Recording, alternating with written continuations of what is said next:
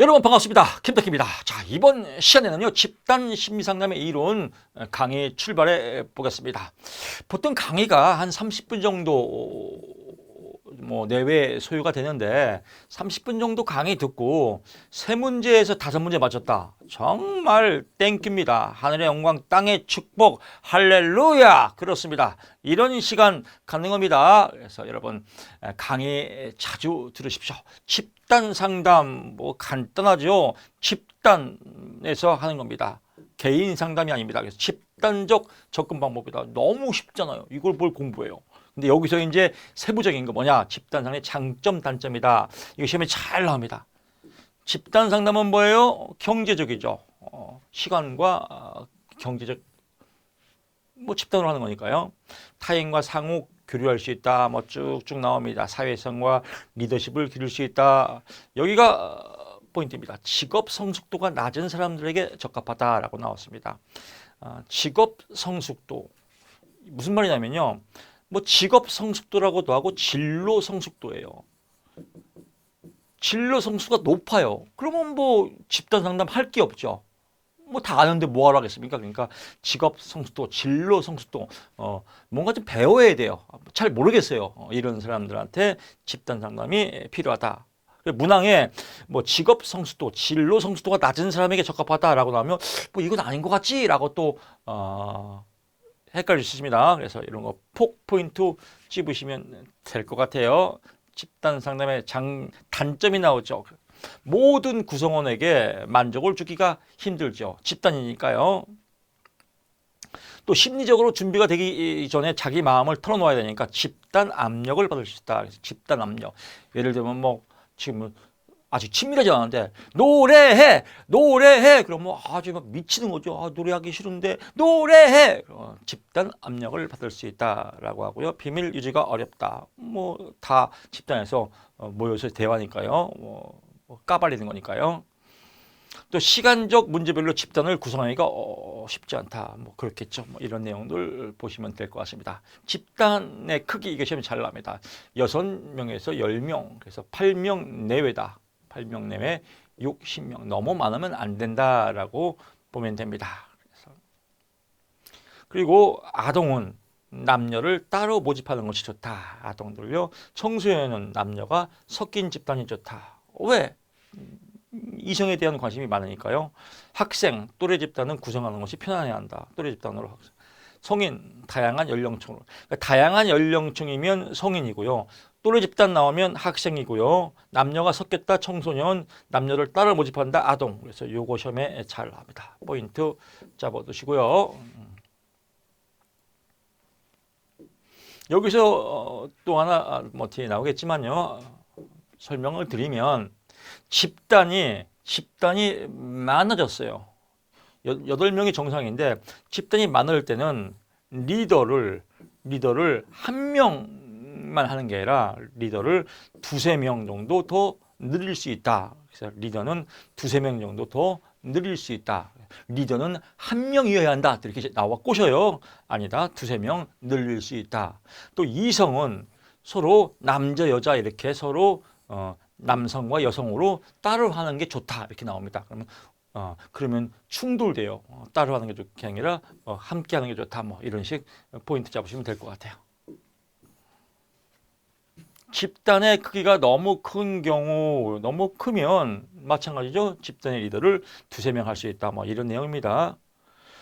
부처의 집단 상담에서 집단 직업 상담 또는 집단 진로 상담, 진로가 뭐예요? 인생입니다. 인생. 진로를 2글자로 인생이라고 그래요.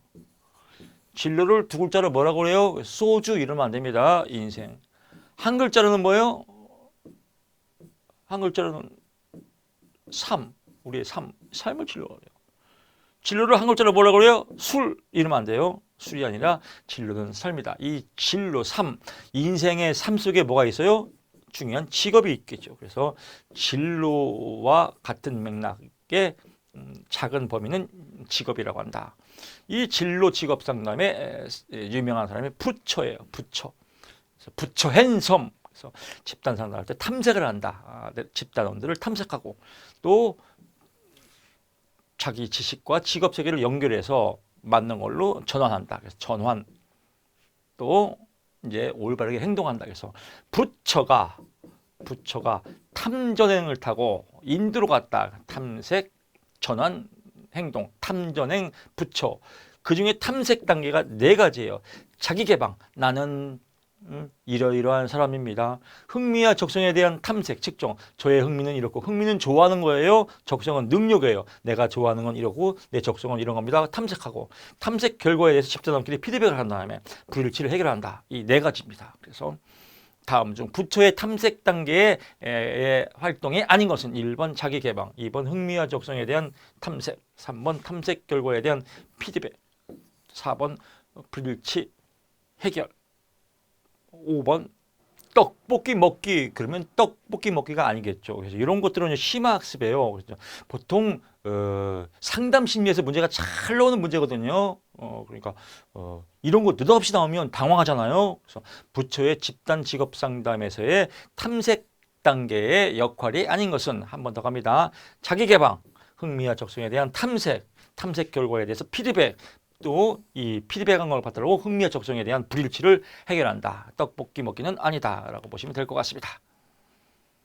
툴버터의 집단 과정의 5가지. 툴버터라는 사람이에요. 툴버터, 털이만한 사람. 툴버터 집단 상담할 때 활동을 뭐 하냐? 나를 알아야죠.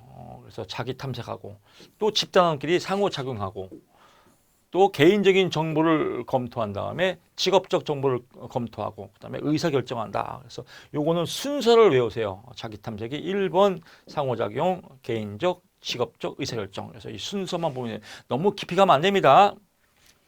집단 상담의 형태, 구조와 비구조와 반구조화다라고 해서 구조화된 집단 상담, 구조화된 겁니다. 대표적인 게 뭐예요? 가이던스 집단, 뭐 교육이나 취업을 위해서 어떤 목표, 주제나 목표를 위해서 이룬 집단이죠. 치료 집단 마찬가지죠. 이런 주제와 목표를 위한 건 구조적이다. 이렇게 보시면 될 것 같아요. 비구조적이다. 구조가 안 됐죠. 참 만남 집단.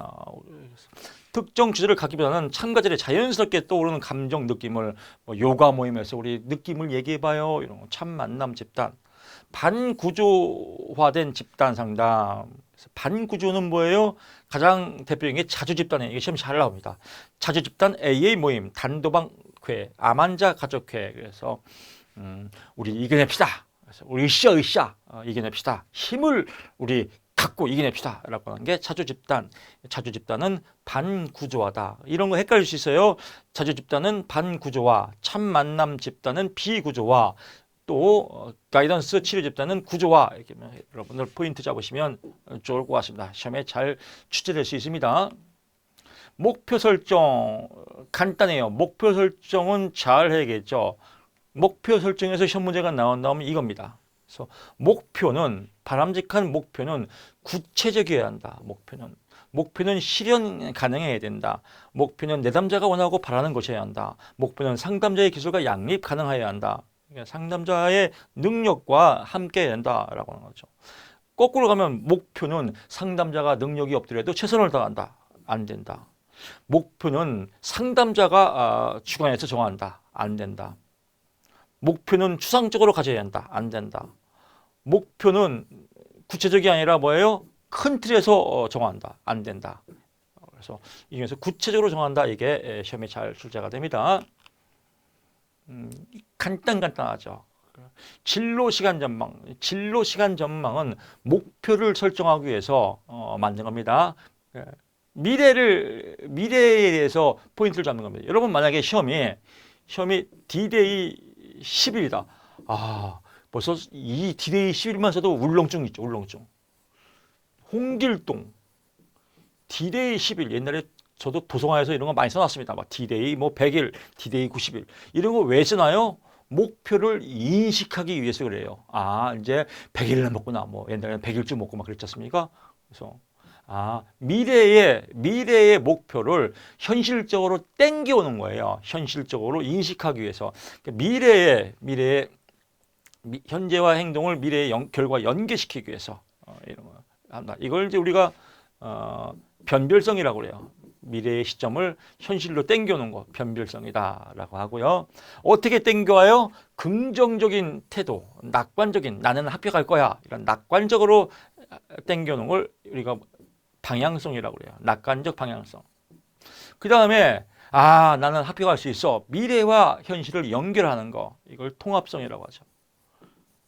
미래의 방향을 이끌어내기 위해서 변별성, 긍정적 방향성, 미래의 연결, 통합성이다라고 보시면 될 것 같아요. 이래서 목표 설정을 촉구하기 위해서다. 미래 시간 전망의 목적은 뭐예요? 목표 설정을 촉구하게 되다. 즉 의사결정을 촉진하기 위해서, 의사결정 촉진하기 위해서 미래 시간 전망을 만들었다라고 보시면 될 것 같습니다. 큰 틀 보면 세 가지 방향성, 변별성, 통합성이다. 방향성은 뭐예요? 낙관적 입장. 변별성은 뭐예요? 현실처럼 느끼게 한다. 통합성은 뭐예요? 서로 연결한다. 라고 보시면 될 것 같고요. 이 원이 서로 붙어 있을수록 방향성, 변별성, 통합성이 붙어 있을수록 완전성을 추구한다. 그렇죠. 세 가지가 찌찌뽕돼야 서로 완전성이죠. 시험 문제는 살짝 꼽니다.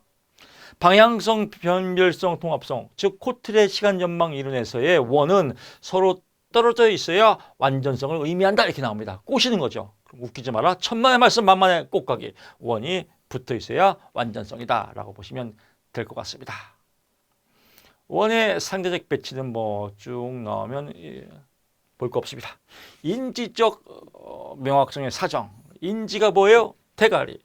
명확성은 잘 돌아가는 거. 대가리가 잘 돌아가는지 안 돌아가는지 사정, 조사 알아보는 겁니다. 그래서 유형 5가지가 있다. 그래서 유형은 많은데 보통 5가지가 시험에 많이 나와요. 그래서 뭐 단순 오정보, 복잡한 오정보, 구체성의 초려, 또 강박적 사고, 양면적 사고 뭐 이런 것들이 5가지가 잘 나오는데 이런 것들이 있다라고 그냥 포인트만 잡으시면 될 것 같습니다. 인지적 명확성의 문제는 뭐냐? 정보가 부족해서 정보 결핍, 또 고정관념이 있어서 만약에 시험이 어렵다라는 고정관념이 있으면 이 대가리가 아주 복잡해져요. 명확하잖아요. 띨띨해져요. 이거 왜 어려워요? 정보 결핍 때문에 생기는 거죠. 그리고 이렇게 열심히 공부하면 경미한 정신건강이 오고 시험 한 달 나오면 심각하게 정신건강이 생기죠. 그리고 이제 외적 요인들, 외부적 환경적 요인 때문에 인지적 명확성이 헷갈린다. 인지적 명확성의 문제점, 정보결핍, 고정관념, 경미한 정신건강, 심각한 정신건강, 외적 요인. 다음 중 인지적 명확성의 문제가 아닌 것은 1번 정보결핍, 2번 고정관념, 3번 경미한 정신건강, 4번 외적 요인, 5번 떡볶이 요인하면 답이 떡볶이 요인이겠죠. 그래서 요거 포인트 잡고요. 요거는 그냥 눈으로만 그냥 이런 것들이 있구나라고 보면 됩니다. 크게 외울 필요는 없습니다.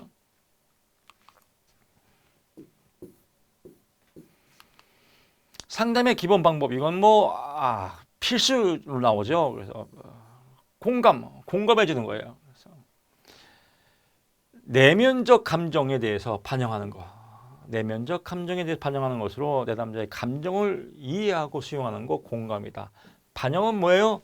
받아주는 거예요. 참신한 말로 부연 설명해 주는 거. 참신한 말로 부연 설명해 주는 거 반영. 이렇게 포인트를 못 잡으면 시험지 보면 헷갈려요. 그래서 상담자가 참신한 말로 부연 설명해 주는 거 반영. 또 감정을 받아주는 거, 찌찌뽕 해주는 거 공감. 수용.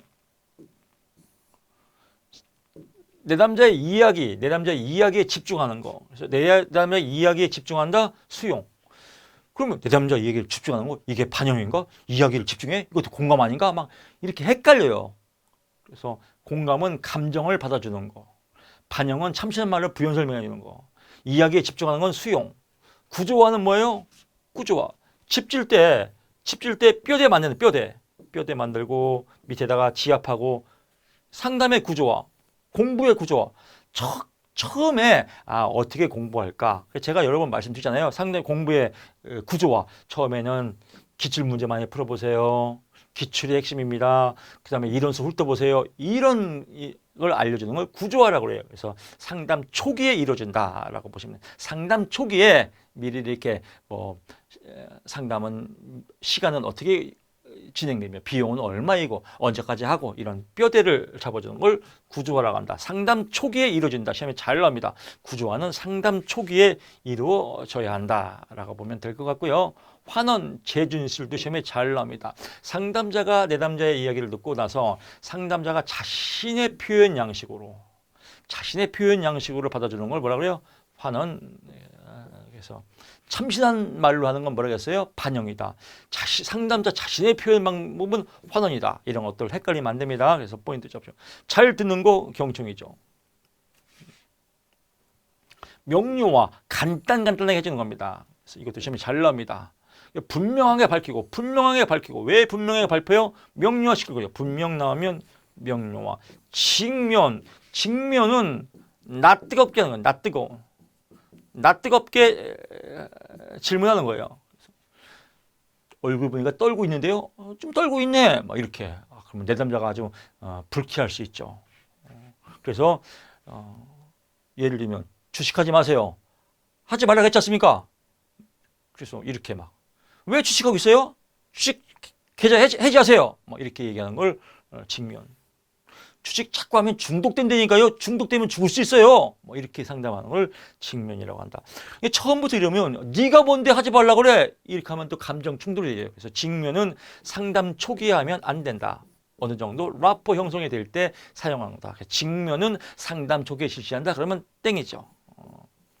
가장 낯뜨거운 질문이 직면이다. 해석 구조화죠. 그래서 내담자가 새로운 방식으로 자신의 문제를 바라볼 수 있도록 사건들을 설명해 주는 거예요. 설명, 해석, 재구조화죠. 그래서 사건들을 새롭게 자신의 문제를 알 수 있도록 상담자가 설명하면 해석이다. 침묵의 처리, 침묵 있죠. 침묵도 시험에 잘 나옵니다. 침묵은 말을 안 하는 거예요. 그 말하는 거는 두 가지가 있죠. 첫째 뭐예요? 가장 대표적인 거 침묵. 말하는 거. 상담자가 재수 없을 때 뭐가 막 재수가 없어. 그럼 말하면 너는 치져라. 반항하는 거죠. 좋은 침묵. 상담사가 얘기했는데 내가 생각을 저게 저렇구나. 그래야지. 내가 생각을 정리할 때. 이건 좋은 침묵이죠. 그래서 상담에는 침묵의 처리를 반드시 하여야 한다. 좋은 침묵일 때는 기다려주고 나쁜 침묵일 때는 어떻게 해요? 새롭게 자리를 잡아주고. 그래서 침묵은 상담에서 나쁜 것이다 이렇게 나옵니다. 그러면 나쁜 게 아니다. 나쁠 때도 있고 좋을 때도 있다라고 보시면 되겠습니다. 뭐 침묵의 원인은 뭐 저항 때문에 또 생각 사고의 중지 뭐 여러 가지 뭐 탐색을 위한 침묵, 필요회복을 위한 침묵 이런 것도 있지 않습니까? 그렇습니다. 사이버 상담 이건 상식입니다. 사이버 알죠? 컴퓨터로 상담하는 것이다라고 하고요. 사이버 상담은 대면 상담과 달리 일회성으로 끝나는 경우가 많다. 그렇죠. 상담하다가 뭐 상담 끝나면 그냥 컴퓨터 오프하면 끝나잖아요. 그래서 일회성으로 끝나는 경우가 많다라고 보고요. 뭐 돈 안 들어가죠. 별로 사이버니까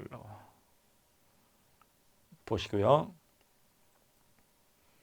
오케이. 요거 일회성으로 끝나는 경우가 많다라고 보면 나머지는 뭐 상식입니다. 사이버 상담의 뭐 여러 가지 기법들 뭐 보시고요. 보통 사이버 상담은 답변 내용을 구상하는 겁니다. 상담할 때 상대방이 질문하면 이걸 어떻게 내가 답변을 할까? 그래서 답변 내용 질문하기다라고 보는데 시험 문제 살짝 말 바꾸기 하면 답변 내용 구상하기인데 뭐 질문 내용 구상하기 이렇게 또 꼬실 수 있습니다. 질문 내용이 아니라 답변 내용을 구성하기다. 포인트 잡으시면 될 것 같고요. 접근성 용이하고 경제성, 익명성 뭐 다 상식입니다. 상담의 안정성 부족이 단점이다. 내담자가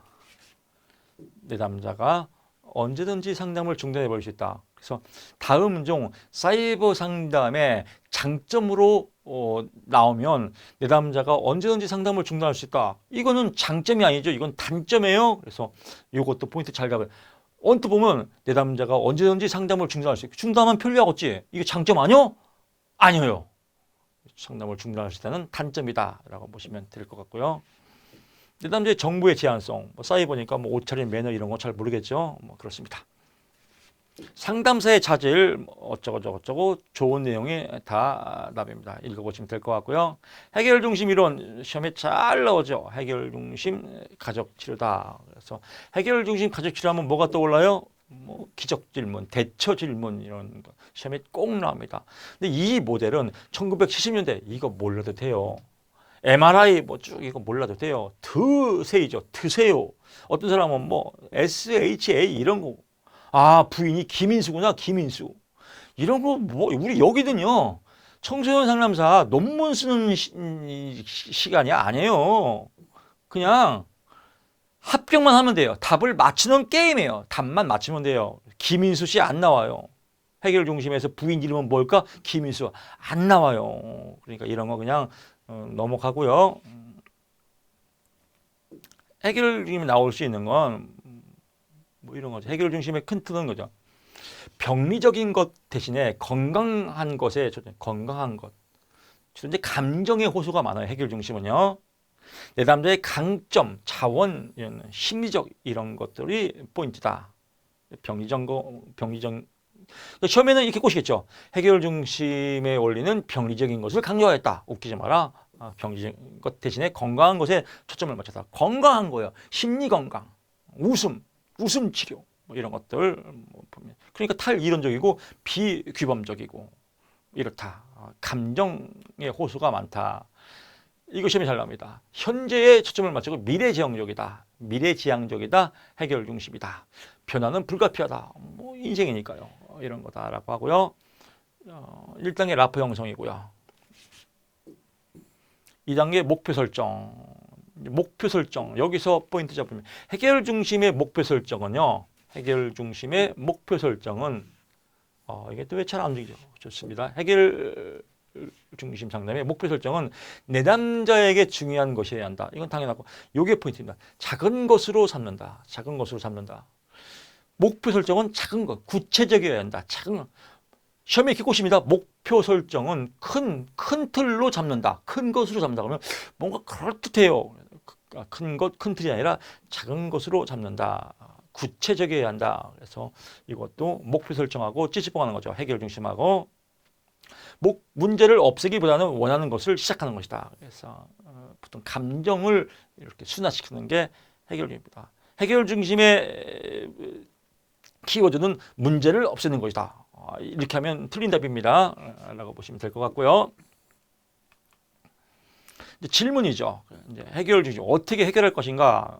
질문하는 겁니다. 그래서 질문의 첫 번째는 뭐예요? 여기도 첫 상담 전 변화에 관한 질문. 이건 문제를 못 만들어요. 그러니까 안 나와요. 시험에요. 예외 질문이죠. 예외. 예외란 그러니까 예외적으로 이럴 수 있습니다. 그래서 다 그런 건 아니에요. 예외가 있잖아요. 예외 질문 간단해요. 기적 질문. 기적적으로 내일 자고 나면 다 해결될 거예요. 기적 질문. 척도 질문. 어떤 문제점에 대해서 척도가 뭐예요? 크기의 사이즈를 보고 몇 점이냐 그리고 예를 들면 2점이다.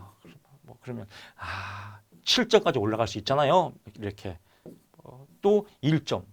그래서 1점이라도 맞았잖아요. 이렇게 해서 점수화 시키는 거 척도 질문. 대처 질문도 시험에 잘 나와요. 대처 질문. 매우 절망적으로 아무런 희망이 없어. 그럴 때 절망의 상황에 빠졌을 때 내담자에게 대처할 때를 한번 이런 경험 있잖아요. 어떻게 대처했나요? 이렇게 그래서 성공 경험을 끄집어내는 거예요. 어떻게 대처했나? 성공 경험을 끄집어내서 잘할 수 있습니다. 라고 하는 게 대처 질문이다. 어떻게 대처했나요? 어떻게 대처해서 성공했나요? 이렇게 질문하는 거.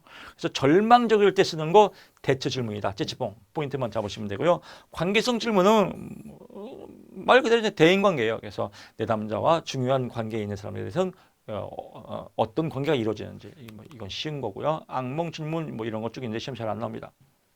혹시 모르니까 악몽 질문은요. 역설적 의도의 상담 시인을 보면 악몽 질문. 기적 질문과 유사하나 해결 중심 치료에서는 유일하게 부정적이다. 부정적이며 문제 중심적 질문이다. 유일하게 문제 중심적. 내담자가 자신에게 더 나쁜 일이 일어나면 하라고 하거나 문제에서 벗어날 수 있을 것이라고 치료자가 믿을 때.